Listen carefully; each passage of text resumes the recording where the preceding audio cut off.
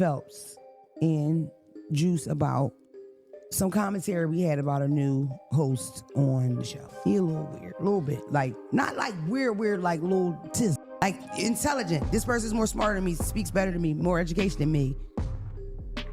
This is a little off. When this brother came on, I felt like he took a couple jabs at like another co-host while we were filming. And it was like, it just came off a little bit mean. You know what I mean? Behind the scenes of the Joe Budden podcast, not only am I the only talking about B-Dot, I'm the loudest, the spiciest. In fact, most people in the background of the videos are running off at this that I said in laughter. Off camera. It ain't nobody but you and Joe standing there.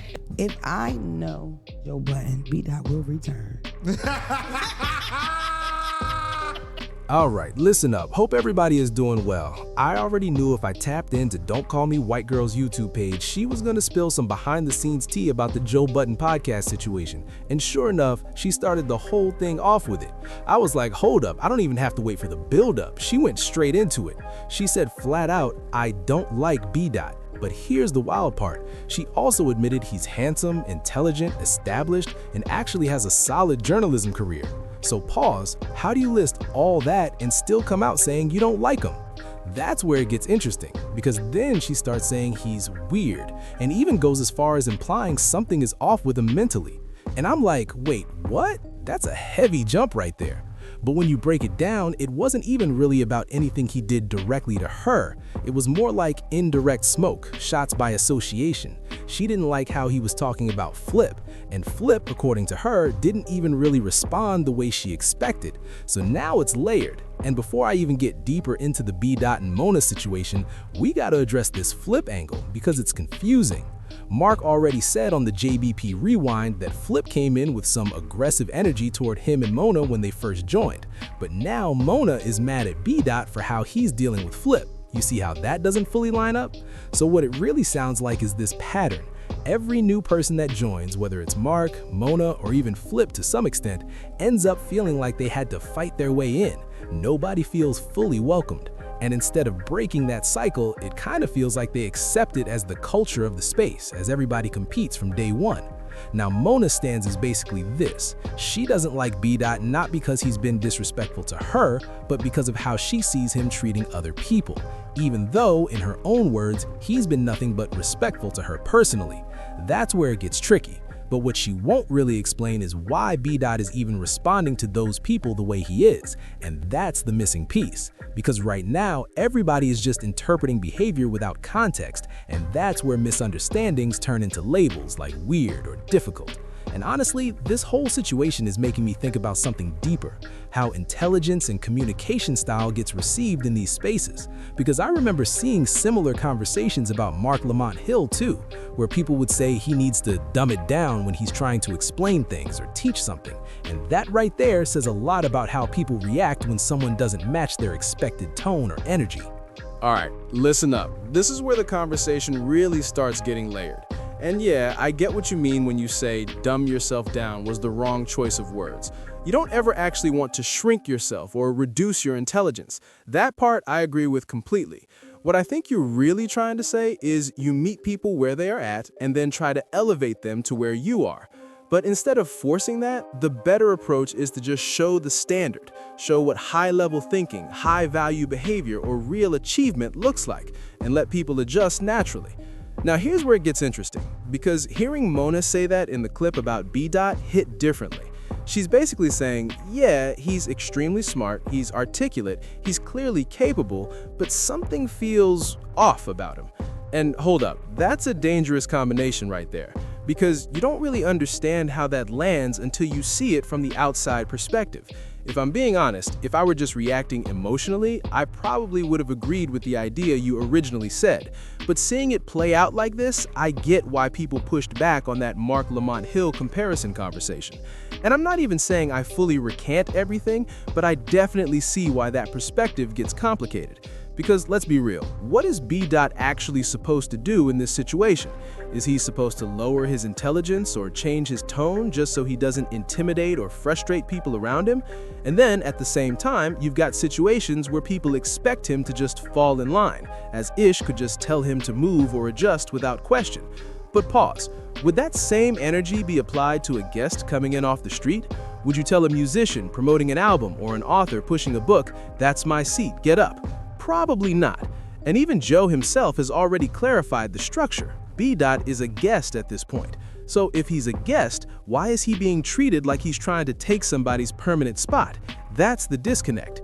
Because from B.'s side, he was brought in to do exactly what he's doing, offer music commentary and journalistic perspective. That's his lane, that's his background, that's literally what he's been doing for years. But what's happening is when he speaks confidently in his area of expertise, people start interpreting it as him testing them or challenging their credibility. So now, instead of just a conversation, it turns into tension. You see it with Parks too, same energy. Because of his music background, any strong opinion from B. gets read as a challenge rather than just an analysis, and that's how you end up with unnecessary friction. Even with Ice, it's similar but slightly different. He's not really trying to go at B. but somehow the environment pulls him into those moments because the show thrives on tension and reaction. And let's be honest, Joe knows how to steer that. He understands how to spark those clashes because that's part of what keeps the content moving. So what you end up with is a situation where everybody's interpreting intent differently. One person thinks they're just speaking professionally, another person feels like they're being challenged, and the host is somewhere in the middle amplifying it for content. And that's where all this confusion and friction really comes from. Alright, listen up. This is where the situation really starts looking messy from the outside. So now you've got this reported rift between B. and Ice, and I'm telling you, even if people say it was just behind-the-scenes tension, something clearly shifted. Now here's the part that people are speculating about. Joe allegedly tells B. to sit in Ish's spot, and hold up, that's not a small move, because if that really happened, you already know it's going to create friction, and apparently it did exactly that. Then you've got Mark stepping in, trying to assert himself more as a leader in the group dynamic, and somehow getting pulled into the B. situation because of what was happening with Ish. And notice something important. While everything is escalating, Ish himself isn't reacting the same way others are. He's not pushing back in that aggressive, front-facing way Mark is. So now the energy shifts, and suddenly B. is at the center of everybody's frustration. And here's where it gets even more layered. Mona comes in as the final piece, basically saying she was one of the most vocal critics of him. But when she explains it, it's not even direct personal conflict, it's more about how he interacts with other people. And that's the twist, because now it looks like B. was already on thin ice from multiple angles before anything even fully played out. So from that perspective, you could argue he was almost set up to fail in that environment. But hold up, that's just one way to look at it. Because at the same time, you've got people inside the same space saying, what did B. even do to have everybody this riled up?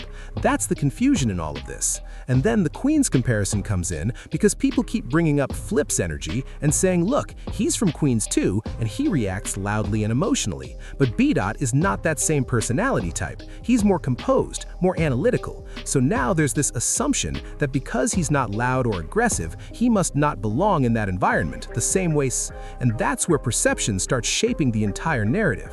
Now you start looking at it deeper, and it raises questions, because Mark's approach, whether intentional or not, seemed to be pushing this big bro, little bro correction dynamic every time B. spoke.